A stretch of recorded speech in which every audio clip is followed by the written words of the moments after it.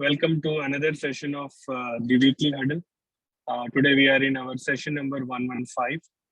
You all know about the program where we host this program trying to discuss a clinical discussion and trying to discuss about the various practical aspects of how to manage this case, trying to bring guidelines and clinical practice together. I am Dr. Praneeth. I'm a cardiologist working at KIMS Hospital, Secunderabad. I am joined by my colleague and co-host, Dr. Anoop Agrawal. He is also a cardiologist working at the same place. And we've been doing this for quite some time now, which you're all familiar. Pardon me for the background noise. I'm driving currently and I'll be resting soon. So while we are there, we'll just get started. Today's clinical case was brought up in the WhatsApp group, which was shared by one of our friends and colleagues about the preoperative risk stratification of a non-cardiac surgery. How do we do stress testing and what happens when a stress testing comes positive? I actually requested him to present the case, but as he was traveling, he wasn't available to present the case. He did share a few of the clinical details about this patient, which I will tell, and we can take comments from that. So this patient is a 60-year-old female who is posted for a knee replacement. Apparently, she has no significant risk factors. She was only hypertensive, non-diabetic. She did not have any previous risk factors, previous documented coronary artery disease, no cerebrovascular accident. She is moderately built, a bit obese, and she has very limited physical activity because of her osteoarthritis of both the knees, for which she has been planned for knee replacement. She does carry on her regular day-to-day activities or the daily chores, but her activity is significantly restricted. And for the knee replacement, she has been asked for a clearance. And as a customary, the basic routine blood investigations, complete blood picture, renal function tests, chest X-ray were done, and an ECG echo were also normal. Because of her limited physical activity, the cardiologist wanted to know the functional capacity of the patient and has ordered for a stress echo. Treadmill was out because again of knee arthritis. So the preferred stress testing for her was considered to be a dovitamin stress echo. A dovitamin stress echo was performed, and I believe in after 10 micrograms of dovitamin was given, patient complained of chest pain, and ECG showed ST elevations in anterior. The test was terminated, or the vitamin stress test, vitamin infusion was stopped, and patient was referred to, cardiologist was alerted. Patient was immediately moved to cath lab because of ongoing angina and persistent ST elevations. And the patient underwent angioplasty to LAD. Patient did well, and she was recovering well at this point of time. The point of discussion today is about the role of stress testing for a preoperative evaluation of a non-cardiac surgery. The questions that we want to discuss is which surgeries need cardiac evaluation, and what are the investigations that we need to do. If we have to do stress testing, which modes of stress testing should we choose? And once the stress testing comes positive, how do we interpret the stress testing for a preoperative evaluation, understanding the role of revascularization and deferring the surgery versus clearing the surgery and accepting the perioperative risk of cardiac events, and which modality to choose, and how do we do, and what is the practice patterns of various physicians on dealing with them. So these are the few questions which we would like to discuss. As a customary, we start with my colleague Anoop Agrawal. First, let's take his opinion, and following which we will move forward. So Anup, if this case were come to you, how would you look into it, and how do you manage and how do you interpret the stress testing if it comes to us? Take us over about your thought process on these cases. So Praneeth, first of all, good evening, all of you. I'm a little sick, so I'll try to brief my comments, and I would like others to take over the discussion. So when I have these kind of patients, I have a very high threshold for doing any kind of stress testing, and that is because time since then, what has been repeatedly shown is there is a background risk of cardiovascular morbidity and mortality in non-cardiac surgery, and that background risk very rarely gets altered because of preoperative ischemia workup, other than what is clinically indicated. So by that, what I mean is if a person has got active angina or ST changes on the ECG or echocardiogram abnormalities, then they deserve ischemia evaluation. But a person who is otherwise asymptomatic, doing an aggressive ischemia evaluation in these patient subset, regardless of what kind of surgery they are going for.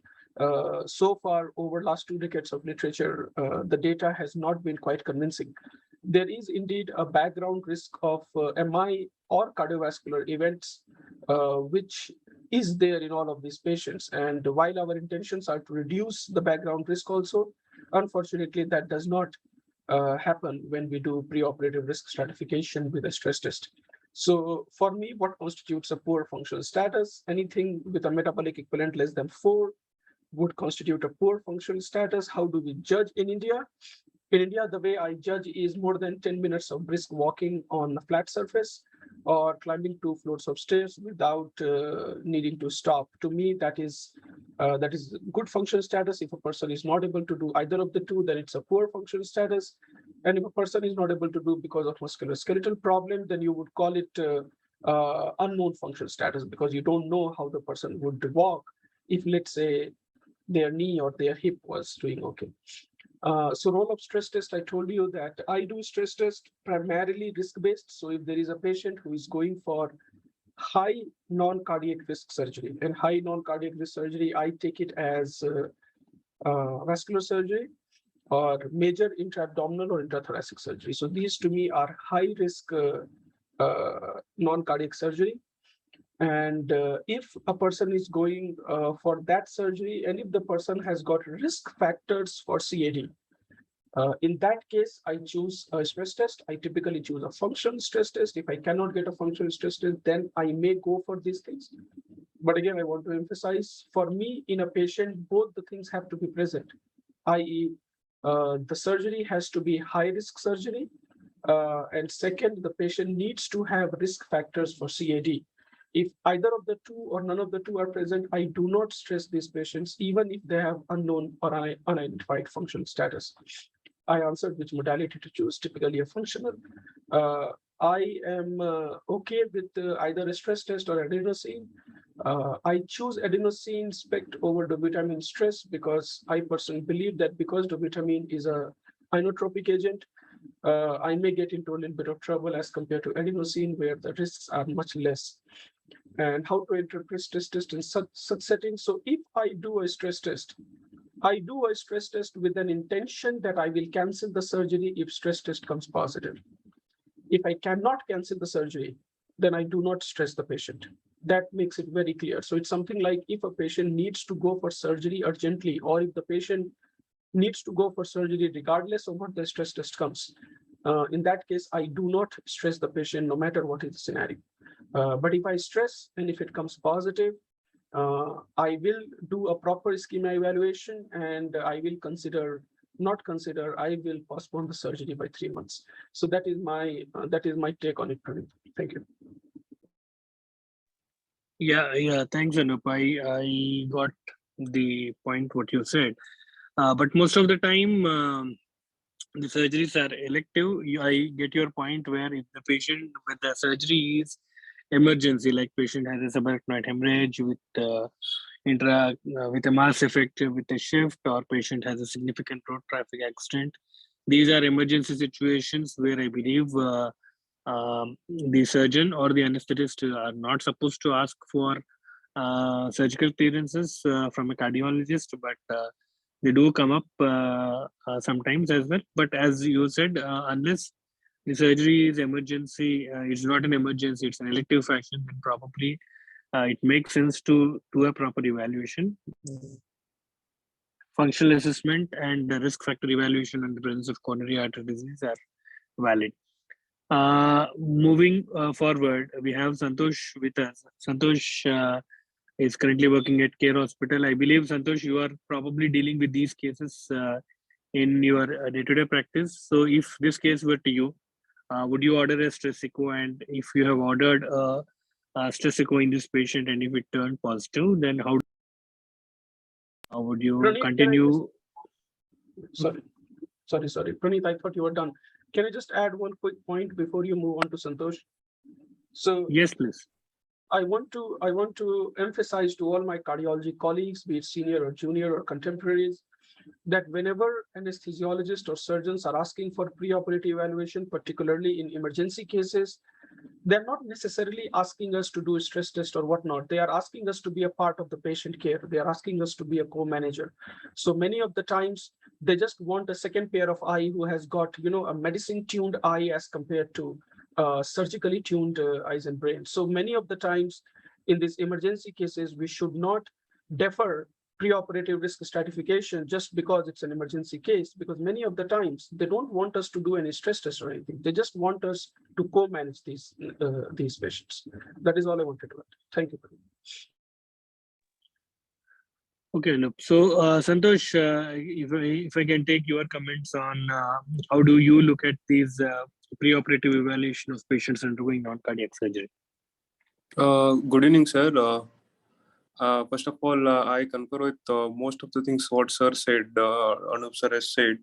So if the cases are of high risk vascular surgeries or intra-abdominal surgeries, spine surgeries or intrathoracic surgeries, where if the patient is not having a good effort tolerance in that, what I mean is if the patient is unable to climb 2 flights of stairs or unable to do a brisk walk for 10 minutes, then we need to go for stress testing, be it combined with the nuclear imaging or just a dobutam stress echo, what we do routinely. So otherwise, we if the patient meet these two criteria, then we clear for surgeries. Problem comes in patient who are like arthritis, what sir said, where it's very difficult to assess their day-to-day activity and effort tolerance because of musculoskeletal problems. In such case, we commonly order dobutam stress echo. And this is very unfortunate event that has happened in today's case. What is described, patient has developed STEMI.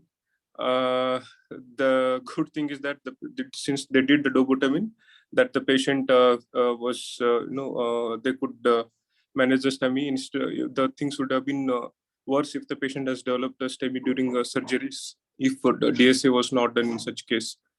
And after explaining all the, I think it's less 0.1 to less than 1% risk of patient developing arrhythmias or any heart failures or this kind of ACS events during stress dobutam stress echo. And I have one question, sir. Actually, if many of the bariatric surgery patients, they refer us for cardiac clearance, and they have got multiple comorbidities. And again, the same thing, patient is very obese, and assessing effort tolerance is very difficult in such patients. And doing DAC is also not a good option because they're so obese, we will not be able to get a clear window in them to do a dobutam stress echo. In such cases, again, the CT is not a good idea, preoperative coronary CT, because the weight is so much, and again, CT has got its own limitations. In this subset of patients whom we are referring for bariatric surgery, very obese patients, and what should be the modality of stress, risk stratification of these patients before clearing for surgeries? Yeah, Santosh. Before I come back to your question, I would like to understand your opinion, saying that this patient who had a dobutamine stress echo, which was positive and kind of went into a STEMI. Do I understand that in this patient would have had could have had an MI while he was undergoing surgery, and this actually was okay that we did not do the surgery and we could fix this patient before doing surgery. That it is worse that patient has an MI while going for surgery than getting a preoperative evaluation done, and we could catch an MI and could what do you call save the skin of the surgeon in your opinion. Did I Yes, understand that correctly? absolutely, sir. Imagine if the knee is opened and in the middle of the surgery, patient gets a STEMI, and it's very difficult during that time. Can't imagine giving heparin anything or antiplatelet during that scenario. It's the worst scenario one can imagine.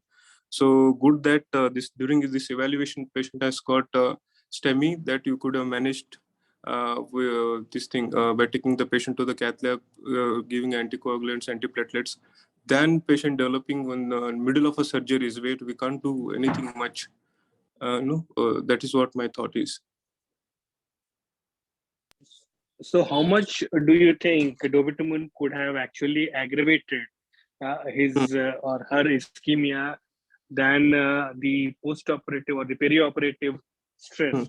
Do you think both will be equal, or do you think dobutamine could have actually increased the amount of stress onto the myocardium and actually precipitated an acute coronary syndrome, or that is that's okay? Is your opinion on that? Sir, we don't know what is the level of stress that which this plaque rupture happens and the patient lands up in a STEMI situation. One of the stress is surgery and pre-anesthetic or anesthetic drugs what they give and during surgery. And dobutamine again definitely increases the heart rate and contractility. There always lies a risk of plaque rupture and STEMI. But I don't know, sir, what is the stress level at exactly which triggers it. It's very unpredictable, but if the patient is able to pass this dobutamine stress echo, which we thought, little more stressful than the surgery itself, if the patient crosses that, then it's very less likely that patient will have this MACE event during the anesthesia. So we confidently clear the patient surgery, thinking on the same thing, that this must be the maximum stress level that you can give to the patient, to look for any such events because of plaque rupture. Again, I'm not sure. I want to take opinion of my colleagues here and my seniors. Right. On the same note, if this patient had stress echo which is negative, and we have cleared the patient with a mild risk of cardiac events perioperatively, and if the patient has an acute coronary syndrome, be it a non-ST elevation or STEMI, then how do we interpret or how do we justify the cardiac event? First of all, we should see whether we have achieved properly the DS is done or not. Whether the patient has crossed 80% of target heart rate, 85% of the target heart rate during the episode. There is no STT changes, and patient, sometimes you will have angina before the STT changes. If the patient never had angina and achieve proper target heart rate and without ST changes, such patients are very less likely to will have a MACE event during this during the surgery. But again, this is not 100% prove 100% we are correct that no, this patient is not going to have any MACE event, but the risk is very, very less if the patient clears, provided we have done it properly. And in that case, I think we have a proof that this patient has passed the stress test, and later, we have gone through this, proper way of clearing the surgeries. I think it's very less risk, when the patient passes the DSC and getting a MI. I think one thing we should look into is whether the patient has passed the DSC test properly or not. Right. So your question on assessing the functional capacity of patient for who have limited physical activity. Few of the examples being patients who are having a significant musculoskeletal issue, maybe a severe osteoarthritis, deforming rheumatoid arthritis, or maybe those severe obese patients who are planned for bariatric surgery. So assessing their functional capacity is challenging because of the inherent flaws associated. How do we assess their functional capacity, and how do we do stress testing? Was the question to you. I would try to take the opinion from Shankar sir. Shankar sir, you play the dual role of both physician and a cardiologist, and I believe the so-called preoperative clearance, which earlier used to be in the under the heading of a physician, has slowly moved to cardiologist, probably because there are more cardiologists available, or the cardiologists are more accessible now. But from your point of view, how do you look at these perioperative clearances, and can you equally answer the question which Santosh posted as how do we assess functional capacity in patients who have these challenges of limited physical activity? Shankar sir. Good evening to all. Really speaking, this is beyond stress eco. Then I will leave it to cardiologists only for the workup. But in this case, the surgery with the intrinsic cardiac risk, it comes under intermediate cardiac risk 1 to 4% knee replacement, and the revised cardiac index also we have to see before in the preoperative evaluation of patient with non-cardiac surgery. Then we go for the predictors of myocardial infarction. Any patient is harboring these things, we will find it out. So the type of surgery, I told it comes under intermediate, and the dependent functional status or capacity we have to evaluate. And if the abnormal serum creatinine more than 2 milligram per deciliter, abnormal the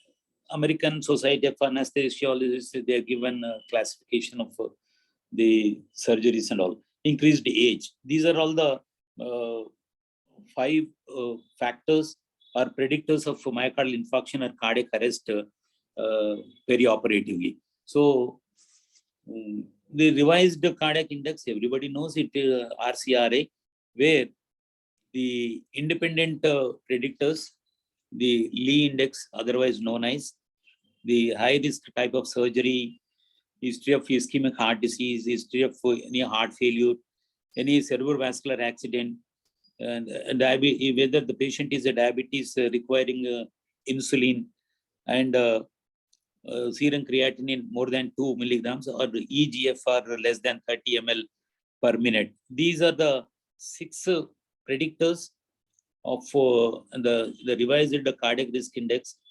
If one risk factor is there, it comes under low risk. More than 2 risk factors, it is intermediate risk, and the more than 3 factors or more, then comes under high risk.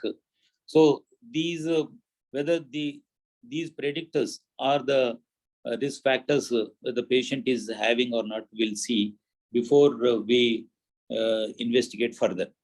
So the functional status, as already alluded to by Dr. Anoop Agrawal and others, the functional status simply by subjective assessment, as already alluded, the patient do light work around the home, like dusting or washing dishes, and if we climb a flight of stairs or walk up a hill, so walk on a level ground 3 to 4 miles per hour. So if if he can do, then he can, it is equivalent to more than 4 metabolic equivalents, 4 meds. Less than 4 meds is a poor functional status. So here, coming to the case proper, patient because of osteoarthritis, patient cannot perform exercise testing, exercise ECG, treadmill test. So also it is when the functional status of the patient is poor or unknown, less than 4 METs, then we have to go for only stress imaging. Especially I prefer, I don't know, but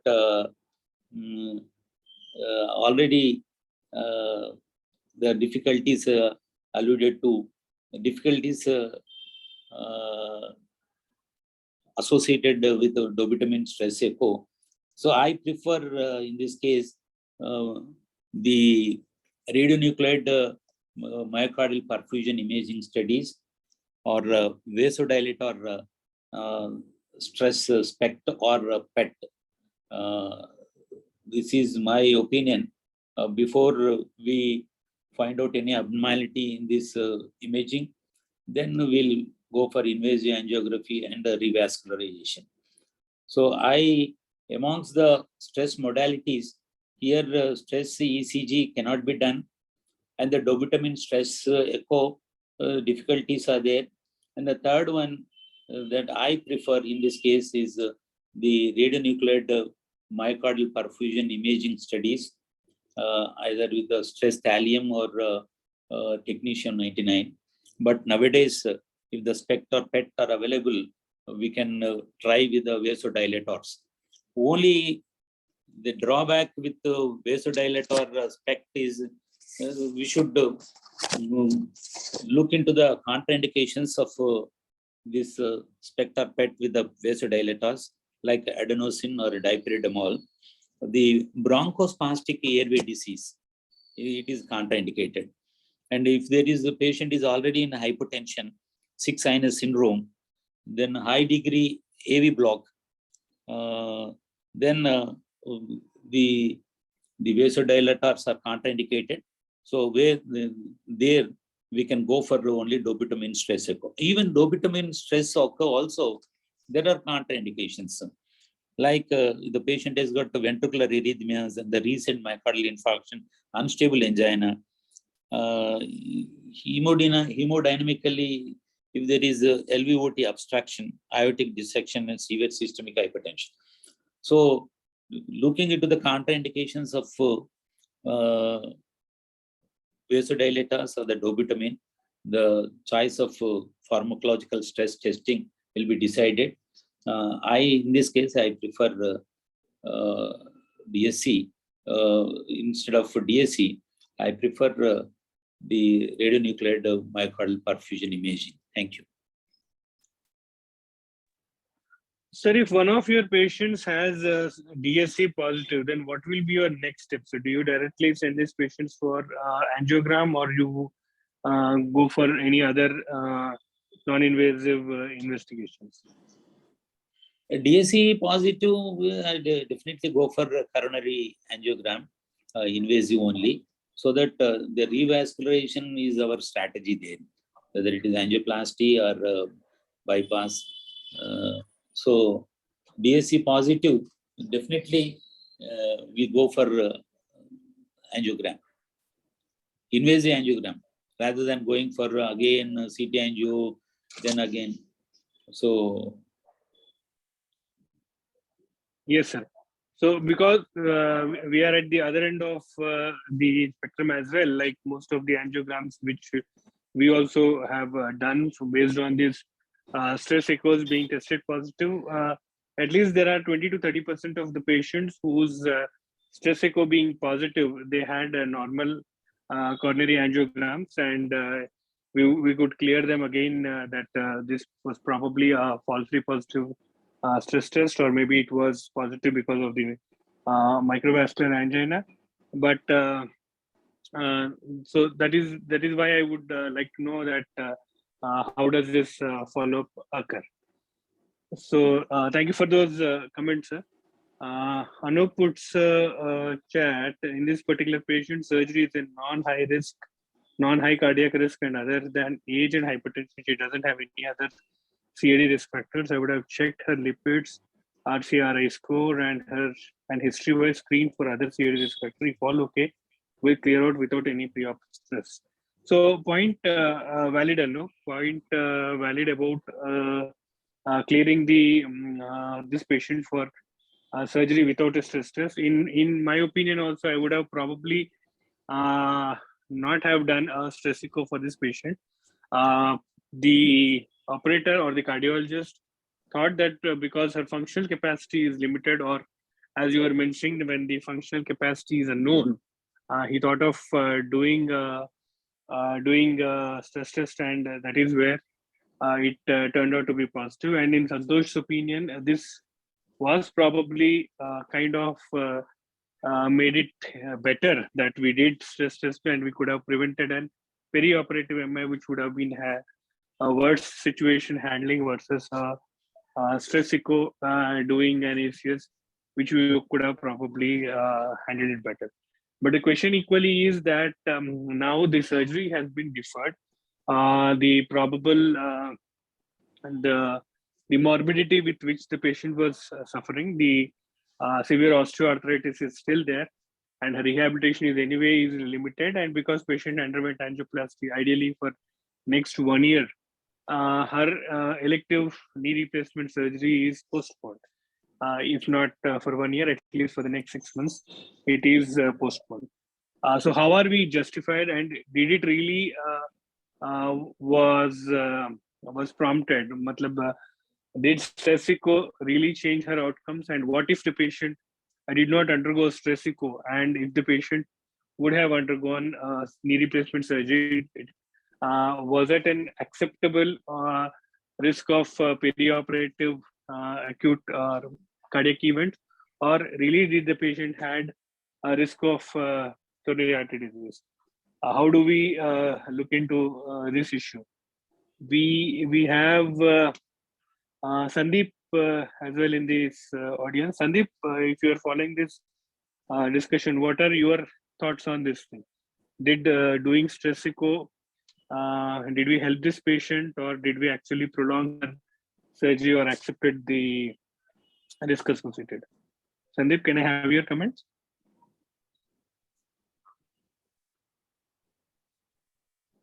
I think Sandeep is. Sir, can you hear me? Yeah, yes, sir. Yes, Sandeep, we can hear you. Yeah, good evening, sir. I mean, I'm sorry I joined in the middle of the discussion, but I had a chance to get a few points. But in a practical point of view, it would be more easy for us to convince the patient attendants or the patient because we are already telling him that we are trying to assess his cardiac risk. Once he goes into the surgery, total knee replacement or any other surgery, and then these outcomes comes back with this outcome, it is a bit tough on the cardiologist and the other consultant to, I think, discuss these issues with the patient and the attendants. And I think the whole point of risk assessment is to find out these kind of cases prior to the procedure. But my point is, if you should we, is there a, this is my doubt, sir, should we completely stent that, or can we just do a, increase the blood flow, and is there any biomedia solution like that, or should we go for a complete stenting in such kind of cases? This is not in the guidelines, but this was always my doubt. Would that have been helpful? But in other case, I think it's better to go for a stress testing or a cardiac evaluation prior to the procedure, so that we can. It's easy to convince the patient attendants or the patient. Right. So I will try to answer your last question first, and I'll come back to the first thing. So what you mentioned about how do we intervene these patients who have stress testing positive and who have a significant coronary artery disease, like for this patient who had a STEMI, like in my opinion, I would say we have to focus on one thing at a time. Because now the coronary artery disease has interfered, and then I would try to fix this coronary artery disease completely.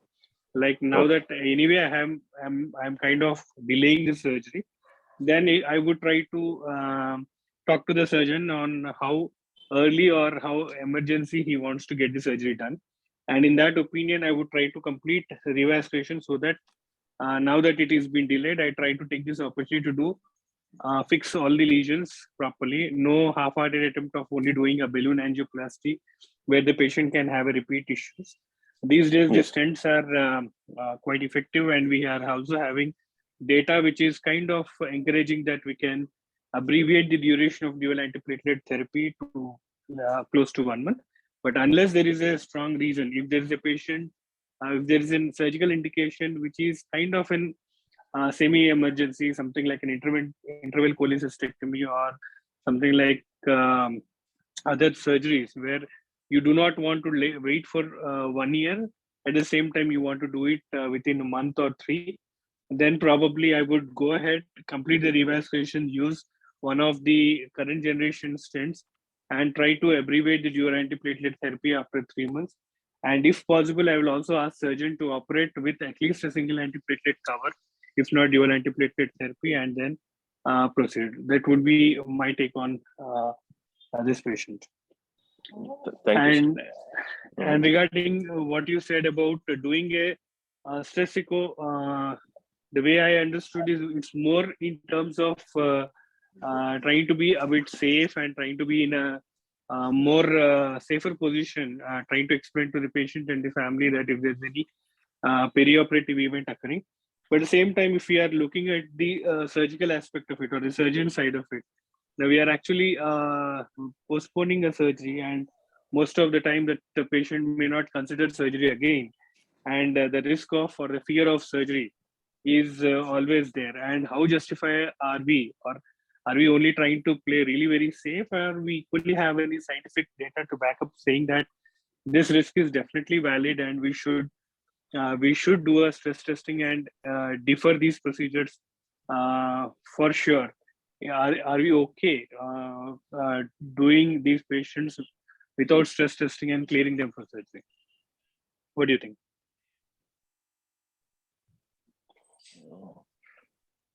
I still think it's more viable to go with this kind of stress testing, sir, because I mean, how many cases are we going to, I mean, at least in whatever I see, I mean, how many cases are we going to see this on acute event happening on a stress test?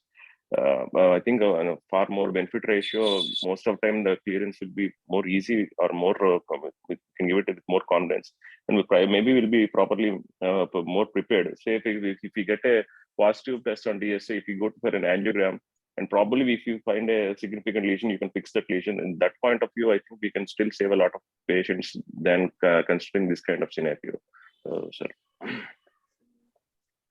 Sure. Thank you. Thank you, Sandeep, for your comments. I look into chat box. Anoop writes, what is the expected risk of an acute coronary syndrome in this particular patient without stress test versus the risk of acute coronary syndrome with interrupting dual antiplatelet therapy after 3 months? So any surgery has a perioperative risk of having an acute coronary syndrome. The stress of stress of surgery or anesthesia does produce acute coronary syndrome, and majority of them are minor or in the form of unstable angina or non-ST elevation MI without significant hemodynamic compromise. And those patients who are having a frank STEMI leading to hemodynamic compromise and losing the patient, in my opinion, is less than 1%. So these patients, if we would have sent this patient to surgery, then I would say the risk of perioperative acute coronary syndrome could be around 1 to 5%. And among those 1 to 5%, they are kind of manageable. And the risk of losing the patient with that acute coronary syndrome will be probably less than 1%. And if we have to look at the patient undergoing acute coronary syndrome, and if we are interrupting dual antiplatelet therapy within 3 months, I would say the risk of acute coronary syndrome in this patient and equally having stent thrombosis and probably mortality, I would put it as 1 to 2%. So I in my opinion, I think the risk of stopping dual antiplatelet therapy within 3 months is much, much higher than accepting a perioperative acute coronary syndrome, which are manageable and not leading to a fatal event is less likely. You also write as abbreviated DABT is in the setting of image-guided PCI, ensuring the stent is well expanded, use of a third or higher generation stent size more than 2.75, non-left main or a proximal LED stent, and patient not high risk for restenosis. Yes, absolutely valid that we cannot take these abbreviated DAPT on the face value because all these trial study designs which were done, which say that we can abbreviate the dual antiplatelet therapy, they have been done under ideal situations where most of the procedures are done under image guidance, which helps us that the PCI has been done adequately. And in Indian scenario, imaging is done in less than 10% of the cases because of the cost constraints. And usage of third generation stents is again less likely, again because of the cost constraint, and majority of the patients are under these credits where you have limitations that you cannot use third generation stents. And Indians particularly have smaller vessel diameters, so the average stent diameter will be something between 2.5 to 2.75, and very few will have stent diameters which is 3 to 3.5. For women, majority will have 2.5 and 2.75, which also increases the risk of stent thrombosis. And location also, where, as Anoop was mentioning, left main and a proximal LED or a complex intervention like a calcified lesions or bifurcation lesions, all these things have increased risk of stent thrombosis and acute coronary syndrome. So all these things have to be taken into consideration before we make a decision of abbreviating the dual antiplatelet therapy. We cannot use an all-in-one phenomenon that a patient just because received a third generation stent, we can stop it. And the operator, the interventional cardiologist who did intervene on that given patient will be the right person to take this call whether DAPT therapy can be abbreviated or not. So definitely a valid point which you brought up. Santosh has raised his hand. Santosh, you have anything to share? Yeah, sir. As Anoop sir said, it boils down to one thing: what is the intention of doing the imaging? Can we safely defer the surgery for 6 months? If answer is no, then we should not do any stress testing. We should clear for surgeries. And second important thing, what would have happened if the patient of this particular case not doing a DSC? I know what is the risk of patient getting ACS?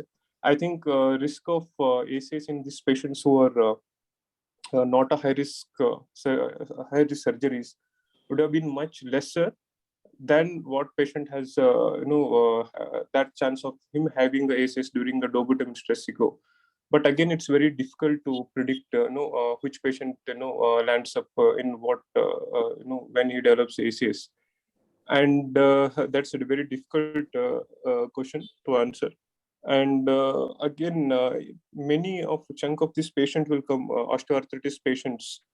After going this case, just I'm thinking whether to order the dobutamine stress echo in such patients, even with a poor effort tolerance, or just clear for a surgery, thinking it's not a high risk case, and the risk of him getting a ACS is very less compared to him getting a ACS even during a DSC.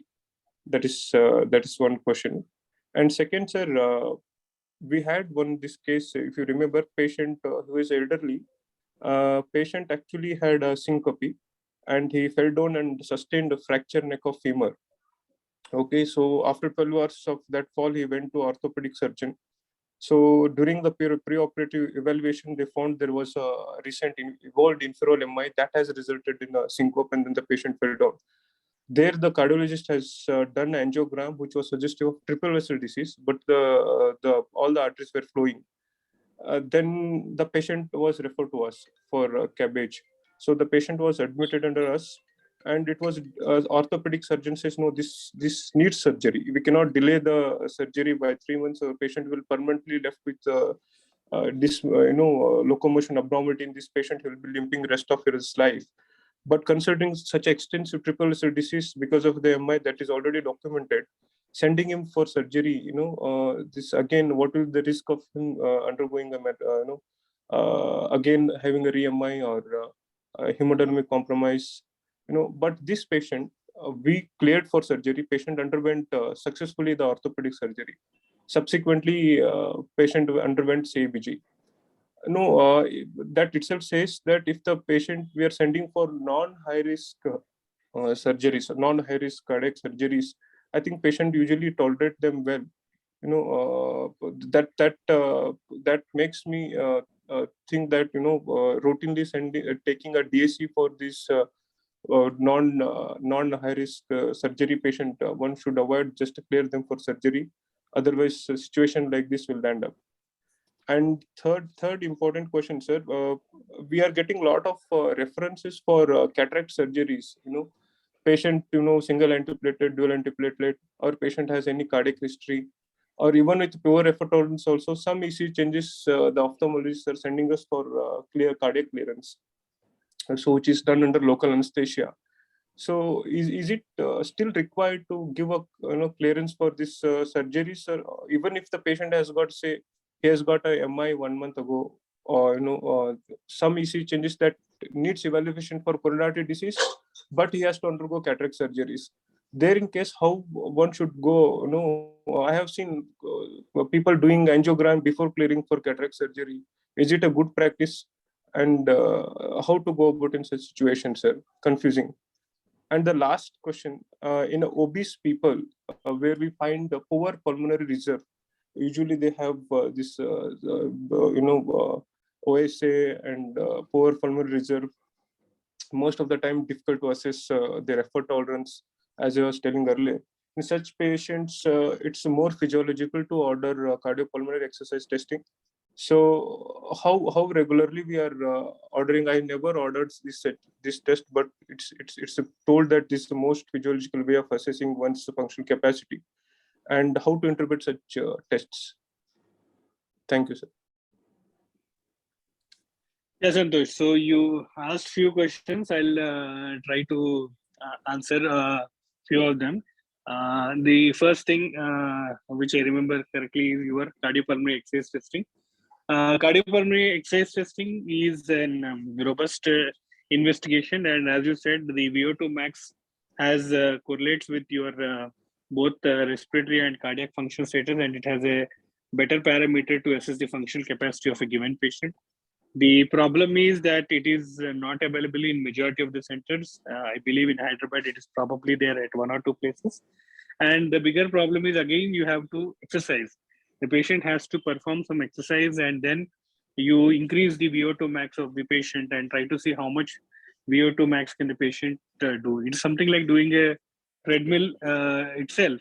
And then instead of you monitoring only ECG, you are also looking at saturations, you are also looking at carbon dioxide, and you are trying to look at VO2 max. So again, it has its limitation that the patient has to perform exercise. That is one limitation. And second is about its availability, because it is a bit expensive machine, and again, due to several reasons, it is not available in various centers. Your third question, I reserve this question to Somraju sir, whom I will be taking forward. Regarding the other question of whether this DSA should be done or not, I'll probably answer this question in a way where, in addition to away from the preoperative discussion, we do deal with patients who have chest pain evaluations or atypical chest pains who come, and we do test them for ECG, echo, and sometimes stress echo. And most of the patients, they do end up coming back with an acute coronary syndrome after all these cardiac evaluation was negative. Their ECG, echo, and TMT was negative 1 month back. Then they end up having acute coronary syndrome, only to, as a surprise, and you not having a face to show that how did this patient happen when everything was there. That is the first question that the patient and the family asked that all the investigations were normal, but he still ended up having this thing. So as we know that acute coronary syndrome occurs because of the plaque ruptures, most of the patients, it is an inflammation which is there. So the probability of predictability of acute coronary syndrome does not actually correlate with the normal coronaries. Any plaque can rupture at any point of time. So it is the inflammation at a given point which leads to the plaque disruption, and it can then still end up having an issue. If we remember, the predictability is more in relation to the atherosclerotic burden of the patient rather than the coronary artery. So if the given patient has more significant atherosclerotic burden, then his risk of having these acute coronary syndromes is less likely versus those who have lesser burden. And so this is what I can say. Similarly, if we take that analogy to preoperative events, just because stress test is negative, just because coronary angiogram is also normal, that does not guarantee that he will not have any perioperative events. His risk is less likely, or we did proper evaluation of whatever we can do, still understanding that they do carry the risk of perioperative events. So probably that is what I would look at this case. Sandeep, you had your hand raised. Do you have anything to add? Sir, part of my question was already answered by you just now, so I just lowered my hand. That just some of the guidelines, I mean, in 2022 ESC guidelines also has asked for coronary CT angiogram patient with risk factors. And my question is, what if the patient comes with a lesion of 30 or 40%? Most of times these could be unstable plaques also. And how do you explain that to the patient? And then you just told me that this could happen, this could be a probability. Even though it is a non-significant lesion, there is still a chance of plaque rupture. Exactly. So for the same reason, doing a stress echo, does it really add value to the assessment that we have already made? Or even after completing the evaluation, be it even doing angiogram, did our decision to clear this patient to surgery, did it differ? Hence, the whole question of should stress echo be routinely done, and how do we do, and what do we interpret? So that is where we brought up this discussion. Yes. We are 3 minutes to 8. I will move to Somraju sir. So, sir, I have a few questions to you, but before I ask, I would like to first take your opinion on today's topic, and how would you look at this case, or how would you clear this patient, sir? Thank you, Dr. Praneeth and Anoop and everybody, and happy Chauthi to all of you. See, I would say that overall, if you look at any patient who is referred for any elective surgical procedure, the first requirement we try to suggest is first whether this surgery is essential or not essential. That's why there are situations where somebody else felt the surgery they want to do, but we went through the issues and were convinced, and also more than one opinion is taken that surgery was not needed. Surgery was essential for some reason or the other. Second issue we have to also emphasize is overall the anesthesia and perioperative care of patients and surgeries have become safer now than in the last more than 10 years. There is significant improvement in the risk of surgeries in most of the situations. Then, having said that, I think Dr. Santosh raised a very important point. Whether dobutamine stress echo is more risky than routine surgery with all the precautions taken by the anesthesiologist.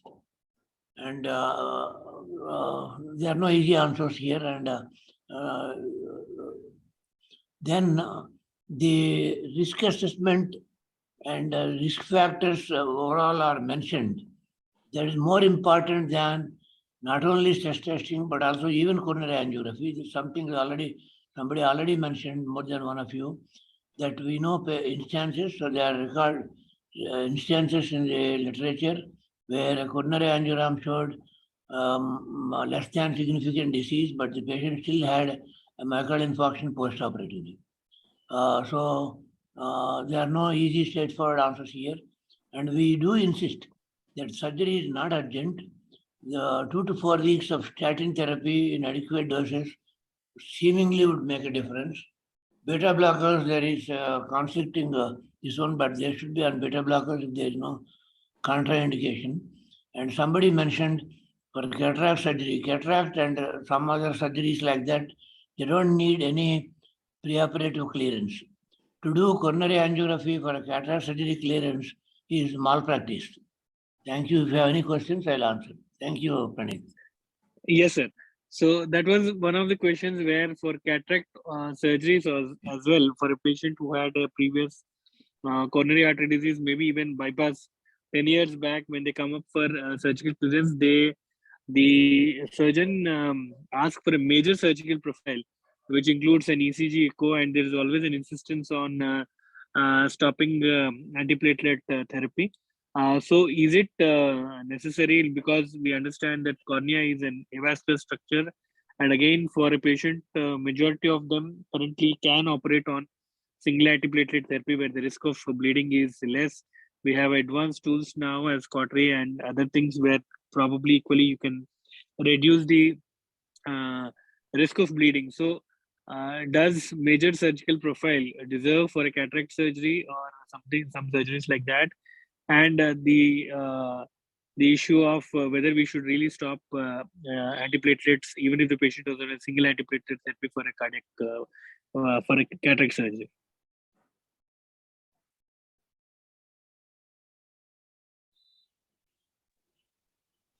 Thank you, sir.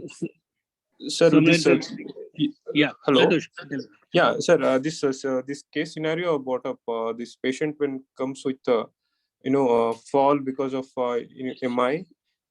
We found it on the preoperative evaluation, and now the surgery carries a much more importance here. Needs to be fixed because patient will be left with permanent locomotor disability, and there is a recent case in such scenarios. How to go about this situation, where the surgeon says clearly we cannot defer the surgery even for 1 month.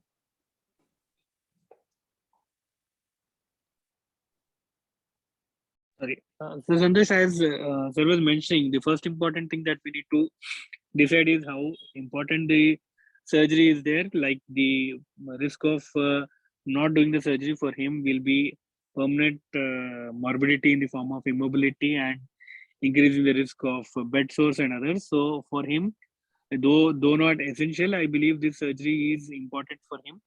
And the perioperative risk of these events seem to be acceptable if we manage it properly. You limit the duration of anesthesia, do adequate pain management, and as sir was suggesting, optimize his medication if he already has a documented coronary artery disease in the form of giving a high intensity statin, increasing the dose of beta blocker, probably giving adequate anti-anginas, then probably this case can be managed, and we can still prevent the perioperative major adverse cardiovascular events.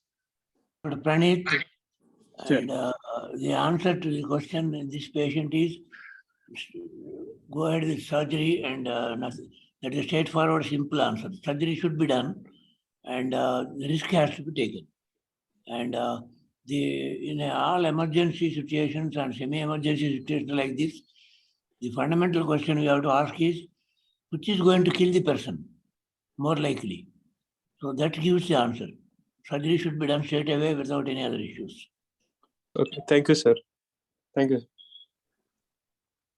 Yeah, so Anoop writes, in high risk acute MI and hip fracture, I will do invasive management of acute coronary syndrome and defer surgery for a few weeks or as long as possible. If MI is low risk, I will proceed for surgery. I think the same thing Sumraj sir has said as well. So Sumraj sir, one last question. This the so-called cardiology clearance, who is interested to look into this clearance? Is it the surgeon who is interested or the anesthetist is interested? Because sometimes I do get this question where surgeon says that anesthetist is putting the hurdle and anesthetist says that the surgeon is needs this clearance. So who actually deserves it, or is it more of a mere formality, or we really are interested in clearing this patient or doing the risk stratification? I'll put it this way. In patients who are elderly and higher risk for any surgeries, to ask for a physician or a cardiologist clearance, the importance here is not clearance component alone. It's already mentioned, I think, by Anoop. Our practice always has been, right from PGI Chandigarh days to now, is that when you are asked a cardiology consultation or a physician consultation, you see the patient and explain the risks and issues involved, and also perioperatively and postoperatively until the patient is discharged, we see this patient daily, and even if not asked. Whether you charge them or don't charge them depends upon where you work and what the patient can afford and what your attitude is. That's our practice. Yes, sir. Point taken, sir. Point taken. We are 8:06. I think we have to wrap up the session now. So I think a very relevant discussion on perioperative risk stratification for a patient undergoing non-cardiac surgery, and I think each and every cardiologist encounters this situation. We had a very good discussion. Thank you everyone for all their comments. Anoop, can we have your closing remarks?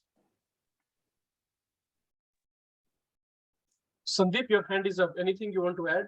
Final comment? Sir, actually, we're actually out of time, but I don't know if this is the right platform to ask, but I just wanted to know, even if it's a chat, what is the medico-legal relevance of this kind of scenarios, and if there is no medical relevance or legal relevance also, what is the purpose of this cardiac clearance to us? Is it really relevant in these scenarios? So Sandeep, I will answer this question. See, surgeons are bound to order preoperative cardiac evaluation. And what Praneeth was saying, that earlier it was done by physicians. The idea here was not cardiac evaluation, but a preoperative medical risk stratification. Because let me ask you this. Let's say a patient comes to you and for so-called preoperative risk stratification, and all surgeon has ordered is a so-called standard set, which is a major surgical profile, which includes all your cardiac work plus a cardiology assessment. You see that patient and you realize the patient's cardiac-wise, he's okay, but he has got severe COPD. Now, what will you do? You are not the treating physician of that patient. Do you have the power to refer this patient to pulmonology, where understanding that you are not the so-called primary doctor for that patient? Or would you send the patient back to the surgeon with a note that please ask for a pulmonology review because the patient has got COPD? I just give COPD as an example, but there could be anything. So the idea here is not cardiac risk stratification. The idea here was that somebody with a medicine background need to take a look. And because every death is cardiac death at the very end, somehow it kind of fall into cardiologist, because a lot of these patients, they undergo stress tests, they undergo this and that and whatnot. So at some point, we didn't upgrade ourselves. At some point, we actually downgraded ourselves, because now the cardiologist's view is very focused. He or she is only looking at the cardiac assessment, and many of the times, the non-cardiac elements are missed out, because that is not what cardiologist's primary forte is.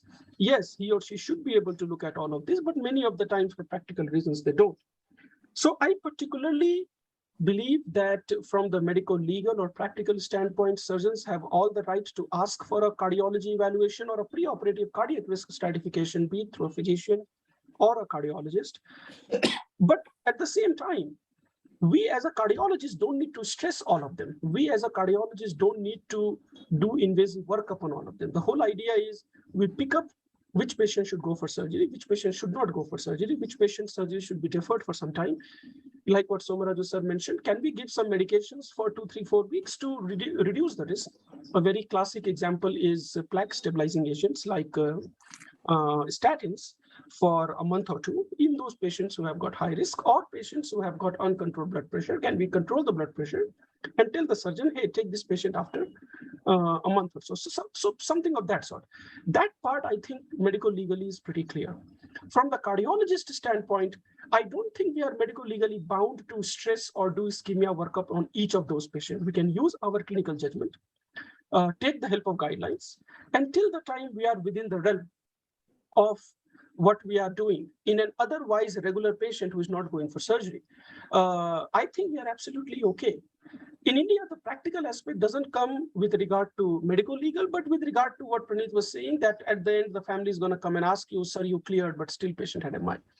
And that is where I think the preoperative counseling in your room works. So to summarize what I said, for surgery, for surgeons, preoperative assessment is mandatory.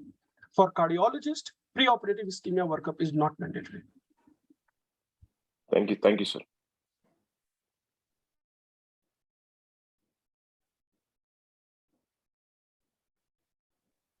Anoop, you can equally tell your closing remarks. We are 8:11.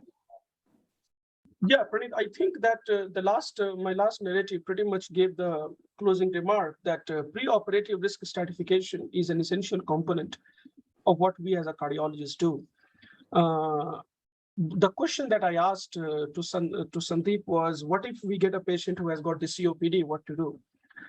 I personally believe that when a surgeon has handed over the patient to you for a preoperative assessment, it is your responsibility to look into every single organs, whatever is there in front of you.